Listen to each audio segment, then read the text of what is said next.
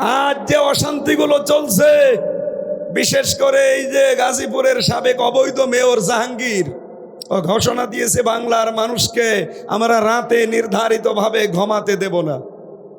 এই জন্যে সরকার এখন অপারেশন ডিভেল হান্ট মানে শয়তানের খোঁজে এই অপারেশন আরম্ভ করেছে। গতকালকে থেকে আরম্ভ হয়েছে। আপনারা দেখতে পাচ্ছেন জালেমদের দৌড় এখন কিভাবে চলছে। আমার মনে হয় এই জিহাদ বাংলাদেশে এখন চালু থাক, কোন শয়তান যেন সামনে বিশৃঙ্খলা তৈরি করতে না পারে। এটার জন্য 18 কোটি জনগণ এখন সব এক হয়ে যাওয়া লাগবে।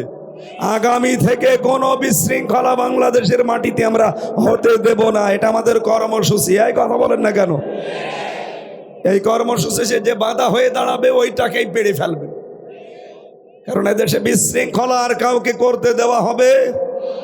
বুবুজান ওখানে বসে বসে শুধু উস্কানি দেয়, আর এখানে কিছু পাগল আছে খালি লাফায়। আরে বেটা, যারা পালিয়ে যায় তারা আজ পর্যন্ত পৃথিবীর ইতিহাস কেউ ফিরে আসেনি। আশরাফ ঘানি ফিরে এসেছে, এই কথা বলেন না কেন? বাশার আল আসাদ ফিরে এসেছে, শ্রীলঙ্কা